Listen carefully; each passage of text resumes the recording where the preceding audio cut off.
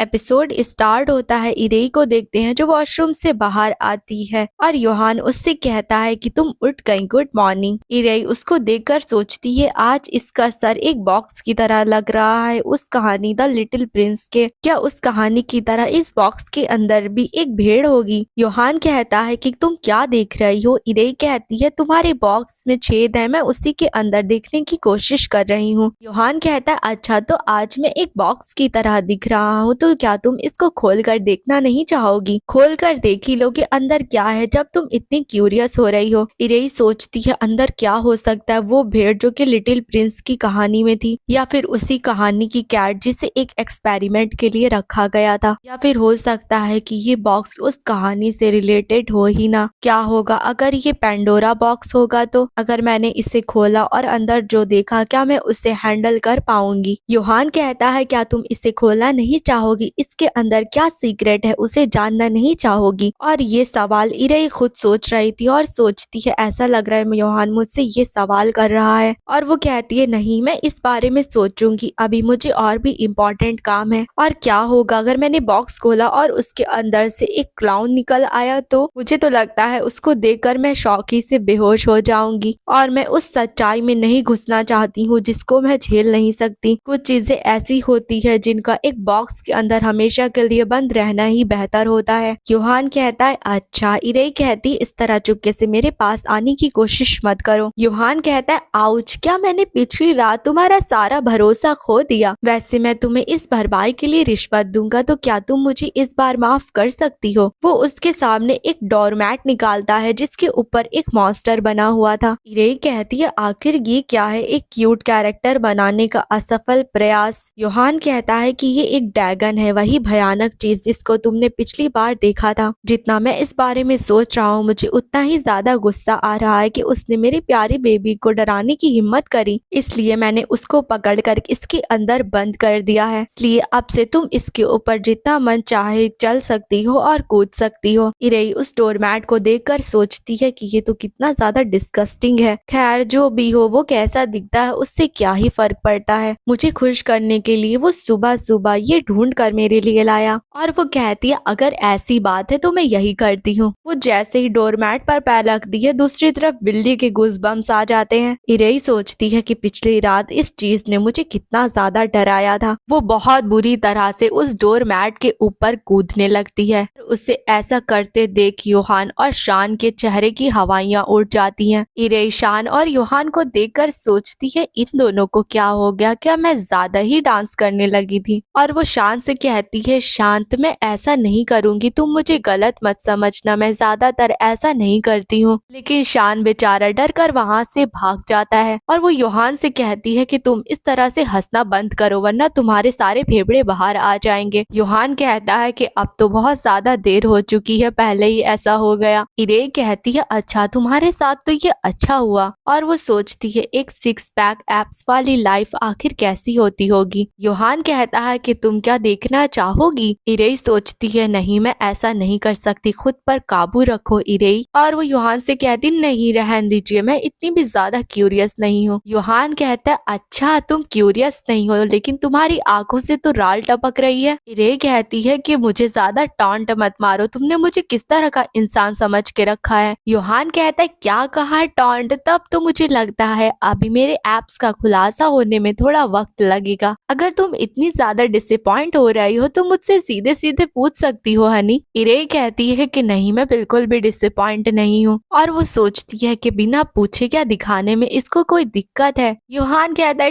ठीक है अभी के लिए मैं रुक जाता हूँ, मैं ब्रेकफास्ट रेडी करने के लिए जा रहा हूँ, जब तुम तैयार हो जाना तो बाहर आ जाना। इरेई सोचती है क्या वो इसलिए चला गया क्योंकि मैंने एक बार के लिए नखरे दिखा दिए? मुझे लगता है कि मुझे भी इस डोर मैट को ठीक कर कर अब चले जाना चाहिए। और साफ साफ दिख रहा था कि उस डोर मैट की कितनी बुरी हालत हो रही है। फिर नेक्स्ट सीन में इरेई कहती है वाओ पैनकेक्स तुमने कितने परफेक्टली बनाए हैं। योहान सच में क्या तुम्हारे हाथ में कोई कंपास लगा हुआ है जो एकदम परफेक्टली तुमने गोल बनाए हैं? योहान कहता है कि ऐसा नहीं होगा वरना तुम डर जाओगी। इरेई कहती है कि मैंने तुम्हें क्या ये बात भी बताई थी? योहान कहता है मैंने तुमसे कहा था ना कि मैं तुम्हारे बारे में सब कुछ जानता हूँ। फिर इरेई वही बात याद करती जब योहान ने कहा था कोई बात नहीं मैं तुमको जानता जानता हूँ। इरे कहती है वैसे अब जब मैं सोच रही हूँ तो क्या हमेशा तुम ही खाना बनाते हो? योहान कहता है नहीं, हमारे घर में नौकर भी थे जो कि घर का काम करते थे। मैंने अभी उन्हें आने से मना कर दिया क्योंकि मुझे चिंता हो रही थी कि तुम अजनबियों को देखकर डर ना जाओ, इसीलिए तब से मैं तुम्हारे लिए खाना बनाने लगा। जब हम लोग यहाँ से बाहर चले जाएंगे तो नौकर आकर सफाई कर देंगे। इरे कहती है कि तुम्हें ऐसा करने की बिल्कुल जरूरत नहीं है, तुम्हें खुद की कंपनी चलानी है। योहान कहता है तो क्या हुआ, मैं तुम्हारे साथ थोड़ा अकेले वक्त बिताना चाहता हूँ, क्या तुम मुझसे ये भी छीन लोगी? इरे कहती है तो हम लोग अकेले कब तक रहने वाले हैं? योहान कहता है कि शायद अगले 100 सालों तक। इरे सोचती है क्या ये पागल हो गया, और वो कहती है तो तुम्हारी कंपनी का क्या? योहान कहता है कि ये बस एक सजावटी चीज है, मैंने उसे इसलिए बनाया क्योंकि मुझे एक बिजनेस कार्ड चाहिए था। अगर हम लोग कल बैंकरप्ट भी हो जाएंगे तब भी इससे कोई फर्क नहीं पड़ेगा। लेकिन ये सब बातें तो इरे के सर के ऊपर से जा रही थी और वो कहती है कि मैं तुम्हारी कंपनी देखना चाहती हूँ योहान। तुमने कहा था कि शादी होने से पहले हम दोनों वहीं पर काम किया करते थे, तो मुझे लगता है शायद उसे देखने के बाद मेरी थोड़ी याददाश्त वापस आ जाए। योहान कहता है वैसे ये इतना भी बुरा आइडिया नहीं है, कैसा रहेगा कि हम ब्रेकफास्ट करने के बाद वहाँ जाए और इसी बहाने हमें डेट पर जाने का मौका मिल जा रहा है। मैं तो पहले से ही एक्साइटेड हो गया। इरे सोचती है सीईओ अपने ऑफिस में जा रहा है, ये एक डेट कैसे बन गई? मैं तो बस ऑफिस को अच्छे से देखने का प्लान कर रही हूँ। फिर नेक्स्ट सीन में दोनों कार में थे और इरे कहती है क्या तुम पूरे वक्त इस तरह मेरा हाथ पकड़ोगे? योहान कहता है कि क्यों नहीं, ये क्यूट है, सॉफ्ट है और कितने प्यारे हैं। इरे उससे धीमे से कहती है कि अजीब चीजें कहना बंद करो, हम लोग इस वक्त अकेले नहीं हैं। योहान कहता है अच्छा तो हम लोग अकेले रहेंगे तब ठीक रहेगा। अब मुझे इस आदमी को कार से बाहर फेंकने की बहुत ज्यादा इच्छा हो रही है। इरे कहती है अगर तुमने इसे चलती गाड़ी से बाहर फेंक दिया, तुम जानते हो ना कि ये मर जाएगा। योहान कहता है वैसे भी लोग मरते ही रहते हैं, इससे क्या ही फर्क पड़ेगा। इरे निया की तरफ देखती है जिसके अंदर से बुरा ऑरा निकल रहा था और वो योहान से पूछती है आखिर मिस्टर निया को क्या हो गया है? योहान कहता है कि वो अपनी बीवी से अलग हो गया तो शायद से उसे हमें ऐसे देखकर जलन हो रही होगी। इरे सोचती है रुको, क्या कहा, ये शादीशुदा है? निया कहता है कि आप खुद को इस तरह बेवकूफ बनाने की कोशिश करना बंद कर दीजिए, स्पेशली तब जब आप बिल्कुल बस बकवास कर रहे हो। योहान कहता है और तुम्हारे बेवकूफ दिमाग में क्या चल रहा है, तुम इसे भी समझ नहीं सकते। निया कहता है कि भूल जाइए, इस तरह इस पर बहस करने का कोई भी फायदा नहीं है। और इरे सोचती है क्या ये लोग सच में बॉस और सबॉर्डिनेट हैं? फिर वो लोग कंपनी आ जाते और इरे कहती है क्या ये सच में तुम्हारी कंपनी है? इतनी बड़ी कंपनी को तुम कैसे मैनेज करते हो? यहाँ पर तो कितने सारे एम्प्लॉयज हैं। योहान कहता है कि मैं बस घर से काम करता हूँ, इस पूरे यूनिवर्स में मुझे जिस चीज की सबसे ज्यादा परवाह है वो सिर्फ तुम हो। फिर वो उसे अपने ऑफिस के अंदर लेकर आता है। इरे सोचती है कि वाओ, यहाँ पर तो एक बेड भी है और वो कहती है कि मुझे यहाँ पर रहने से भी कोई दिक्कत नहीं होगी। योहान कहता है कितनी फनी बात है, तुम्हें ये जगह याद नहीं है फिर भी जानी पहचानी लग रही है। तुम्हें याद है जब भी तुम यहाँ पर आती थी तो हम इसका इस्तेमाल करते थे? इरे सोचती है क्या याददाश्त जाने से पहले हम इसका इस्तेमाल करते थे, वो भी दिन दहाड़े जब लोग यहाँ पर दिन रात मेहनत कर रहे होते थे। वो योहान की तरफ घूरने लगती है और योहान कहता है कि लगता है तुम्हारी पसंद की चीज नहीं है, ये तो अफसोस की बात है, जब भी तुम थक जाना तो तुम यहाँ पर लेटकर आराम कर सकती हो। इरे सोचती है कि इस गधे को सब समझ में आता है, ये सब कुछ जानबूझकर कर रहा है। और वो योहान से कहती योहान क्या तुम थोड़ी देर आकर यहाँ पर बैठना चाहोगे? योहान आकर बैठ जाता है और तभी इरे उसके ऊपर चढ़ जाती है और सोचती है मैंने बिना सोचे ये कर दिया, लेकिन समझ नहीं आ रहा है कि अब मैं क्या करूं। योहान कहता है वाओ, क्या तुम मुझ पर इस तरह से चढ़ने का प्लान कर रही थी? इरे कहती है ऐसा कुछ नहीं है, मैंने इसलिए करा कि शायद मेरी याददाश्त वापस आ जाए। लेकिन योहान उसकी बात पर भरोसा नहीं करता और इरे कहती है चलो इस बात को बस भूल जाओ।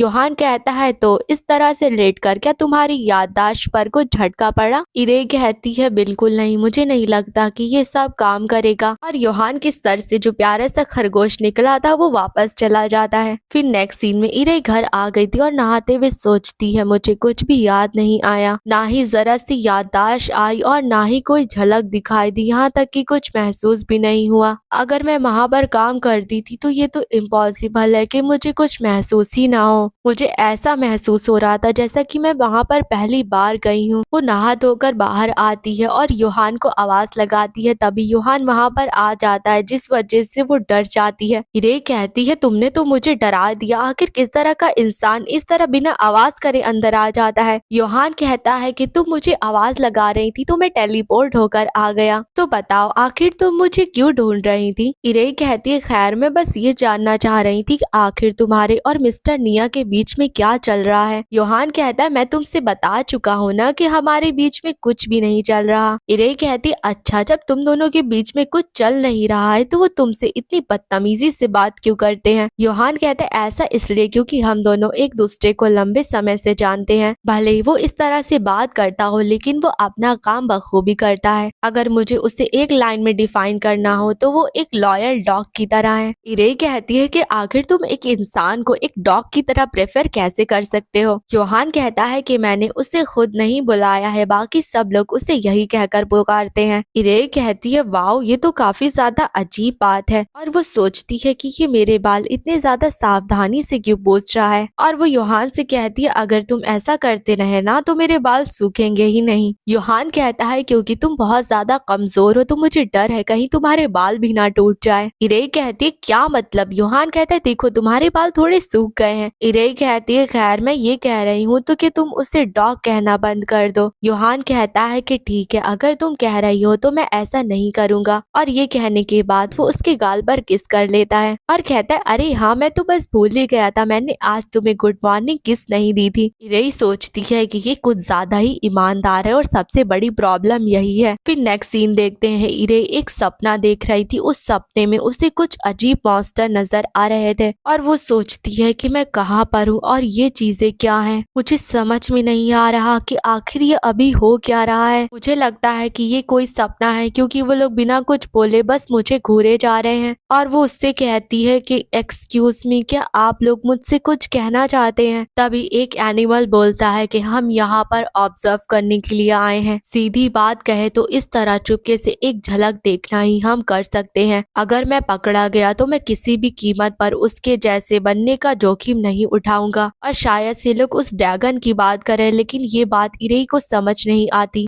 स्नेक कहता है कि ये देखकर बहुत बुरा लगता है कि उस गहरे लोग को संभालने वाले का अंत इस तरह हुआ। सच में वो इस पूरे यूनिवर्स का मास्टर है जो कि ऐसा कुछ कर सकता है। रेंगती हुई चीजें उसके मुकाबले कुछ नहीं है, वो एकदम अलग है। इरे सोचती है क्या कहा रेंगती हुई चीजें, आखिर इन लोगों के कहने का मतलब क्या है। खैर ये एक सपना है तो किसी भी सवाल का कोई भी मतलब नहीं होगा, लेकिन ये लोग यहाँ पर मुझे घेर कर इस तरह घूरे जा रहे हैं, ये अजीब लग रहा है। वो एक मॉन्स्टर से कहती है कि अगर किसी को कुछ नहीं कहना है तो फिर मैं यहाँ से चलती हूँ। एक मॉन्स्टर कहता है कितनी मामूली बात है, अपनी जबान पर लगाम दो। दूसरा मॉन्स्टर कहता है कि अगर उसने एक उंगली भी उठाई तो मैं तुम्हारे पुनर्जन्म की गारंटी नहीं दे सकता। ये बात सुनने के बाद वो एलिफेंट मॉन्स्टर चुप हो जाता है। तभी देखते हैं कि वहाँ पर कोई हुडी वाला इंसान आता है और वो कोई मैजिक करता है जिस वजह से कुछ मॉन्स्टर जमीन में धंस जाते हैं। और तभी अचानक इरे की आंख भी खुल जाती है। वो सोचती है मेरा सर बहुत तेज दर्द कर रहा है, ऐसा लग रहा है मेरे अंदर से बहुत सारी एनर्जी चूस ली गई हो। वो नीचे गिर जाती है और सोचती है कि बेहतर होगा कि ये एक्सीडेंट का कोई साइड इफेक्ट ना हो। तभी वहाँ पर योहान आता है और कहता है हनी क्या हो गया। इरे कहती है मेरा सर बस थोड़ा दर्द कर रहा है, क्या घर पर कोई पेन किलर्स रखी हुई हैं। योहान कहता है 1 मिनट रुको, और वो उसको पेन किलर्स ला कर देता है और कहता है क्या तुम्हारे सर में बहुत ज्यादा दर्द हो रहा है। इरे कहती है कि दवा खाकर ये ठीक हो जाएगा, बस मुझे इस बात की फिक्र हो रही थी कहीं एक्सीडेंट की वजह से मेरे ब्रेन में कुछ गड़बड़ ना हुई हो। योहान कहता है क्या उठते ही तुम्हारे सर में दर्द होने लगा था। इरे कहती है हाँ अचानक से जब मैं उठी तो सर दर्द कर रहा था। योहान कहता है तुम्हें क्या कोई सपना आया था। इरे कहती है हाँ मुझे एक बहुत ज्यादा अजीब सपना आया था। तभी योहान उसकी माथे को टच करता है और इरे सोचती है रुको दर्द गायब हो गया। और वो योहान से कहती है अजीब बात है, तुमने जैसे ही मुझे छुआ दर्द चला गया। योहान कहता है हाँ मैंने तुम्हारे दर्द को सोख लिया है, इसलिए अब तुम्हें और नहीं झेलना पड़ेगा। इरे कहती है क्या तुम कोई वैक्यूम क्लीनर हो? योहान कहता है मैं बहुत ज्यादा पावरफुल हूँ। इरे कहती है वाओ मुझे फिर से बहुत अच्छा लग रहा है। योहान कहता है तो क्या मैं दोबारा से एक अच्छा पति बन गया हूँ? तभी इरे देखती है अचानक से योहान का रियल फेस नजर आने लगा था, लेकिन अगले ही पल उसका फेस फिर से ट्रांसफॉर्म हो जाता है। योहान कहता है तुम्हारे चेहरे को देखकर लग रहा है कि इस बार मेरा चेहरा कुछ फैसिनेटिंग ही बन गया है। इरे कहती है ये समझाना मुश्किल है क्योंकि ये कुछ ऐसा है जो कि मेटाफिजिक्स से एकदम उलट ही जाता है। मुझे तो समझ ही नहीं आ रहा है कि मैं इसे क्या कहकर पुकारूं। और वो सोचती है कि अभी अचानक हुआ क्या था। मुझे यकीन है एक पल के लिए मुझे योहान का चेहरा नजर आया था। और वो योहान से कहती है अगर मैं कंपेयर करूँ तो ये एक तरह की ब्लैक स्मोक लग रही है। योहान कहता है कि तुम्हें डर तो नहीं लग रहा? इरे कहती है नहीं डर तो नहीं लग रहा, शायद ऐसा इसलिए क्योंकि मैं इससे भी अजीब पहले कुछ देख चुकी हूँ। और वो सोचने लगती है जब मुझे दर्द हो रहा था तो इस आदमी ने मेरी देखभाल करी, जहाँ भी मैं जाना चाहती हूँ वो मुझे वहाँ पर लेकर गया। उसने मेरे बालों को भी सुखाया और हर रोज मेरे लिए खाना पकाता है। तो मुझे समझ नहीं आ रहा कि आखिर मैं ऐसे इंसान से कैसे डरूं। योहान कहता है तो क्या अब तुम्हें लगता है कि तुम मुझे किस कर पाओगी? लोग कहते हैं कि किस करने के लिए फेस को देखने की जरूरत नहीं पड़ती। इरे सोचती है कि तुम्हें कैसे पता होगा, तुम्हारा तो चेहरा ही नहीं है। वो उसके चेहरे को छूती है और सोचती है सॉफ्ट स्किन, मुझे लगता है फिजिकली ये पॉसिबल हो सकता है और इमोशनली बात करें तो शायद मैं थोड़ा थोड़ा योहान को पसंद करती हूँ, तो मुझे लगता है ये भी पॉसिबल हो सकता है। लेकिन सबसे बड़ी प्रॉब्लम तो ये है कि ये मेरी फर्स्ट किस है। और वो योहान से कहती है ठीक है मैं ये कर सकती हूँ। वो उसका फेस पकड़कर उसे किस कर लेती है और सोचती है क्या इसे किस में काउंट कर सकते हैं। योहान कहता है इसे ऐसे नहीं करते, अगर सिर्फ बात इतनी सी थी तो इसे किस नहीं कहा जा सकता। इरेज सोचने लगती है कि अजीब लग रहा है, ना ही ये रफ लग रहा है ना ही ये इंटेंस लग रहा है। मैं कुछ और देर के लिए बस ऐसे ही रहना चाहती हूँ। योहान कहता है कि हम तो बस किस कर रहे हैं, तुम इस तरह से ब्लश क्यों कर रही हो हनी? इरे कहती है और तुम्हारा क्या, तुम्हें देखकर तो ऐसा लग रहा है कि तुम्हें इतना मजा आ रहा है कि तुम फट ही जाओगे। योहान कहता है और क्या, ये तो जाहिर सी बात है, तुमने कहा था कि तुम मुझे किस करोगी, तुमने तो कुछ करा ही नहीं, सब मुझे ही करना पड़ा। इरे कहती है कि तुम्हारा क्या मतलब है, मैंने ही शुरुआत करी थी। योहान कहता है लेकिन उसे मुश्किल से काउंट कर सकते हैं। हाँ लेकिन वो थोड़ा क्यूट था इसलिए मैं उसे काउंट कर सकता हूँ और वो मजेदार भी था। खैर क्या आज रात तुम मेरे बगल में सोना चाहोगी? फिर नेक्स्ट सीन देखते हैं इरे सो रही थी, फिर से वो सपना देखने लगती है। उसे ऐसा लग रहा था कि कुछ टेंटिकल्स ने उसकी बॉडी को कवर कर लिया है। फिर उसे एहसास होता है ये कोई और नहीं बल्कि योहान है, और ये भी कि वो इस वक्त योहान के साथ अल्टीमेट हो रही है और रियल में वो इस वक्त योहान को पकड़ी हुई थी। और योहान कहता है गुड मॉर्निंग हनी, क्या तुम अच्छे से सोई? और इरेई उठते ही उसे जोर की लात मारकर उसे दूर फेंक देती है और सोचती है व्हाट द हेल, आखिरकार ये किस तरह का सपना था। मैं योहान के साथ ये सब कर रही थी लेकिन सबसे इम्पोर्टेंट बात वो मॉन्स्टर जैसी चीज क्या थी, मुझे इस तरह का सपना कैसे आ सकता है? लगता है मेरा दिमाग पूरी तरह से खराब हो चुका है। योहान कहता है कि अब हमारी गुड मॉर्निंग किस का वक्त हो गया है, मैं तुम्हारे उठने का इंतजार कर रहा था ताकि तुम्हें किस कर सकूं। इरे कहती है 1 मिनट रुको टाइम प्लीज, मैं पहले जाकर नहा कर आती हूँ। फिर वो ब्रश कर कर आती है और योहान कहता है क्या तुम अब तैयार हो? वैसे हनी मैं सोच रहा था क्या तुम पूरी तरह से क्लीन होने के बाद मुझे किस करोगी? मैं खाना खाऊं उसके बाद अचानक से तुमसे किस करने के लिए कहूँ तो क्या होगा? इरे कहती है कि मैं ऐसा बिल्कुल नहीं करूंगी। योहान हंसने लगता है और कहता अगर मैं ऐसी बात करता रहा ना तो तुम्हारा मूड खराब हो जाएगा। वो अचानक से उसे किस कर लेता और इरे सोचती है कल से एकदम उल्टा, अब ये मुझे टच भी कर रहा है। योहान कहता है कि मुझे लगता है मुझे ये पसंद आया, नहीं मुझे ये बहुत पसंद आया। और ये सुनने के बाद इरे हंसने लगती है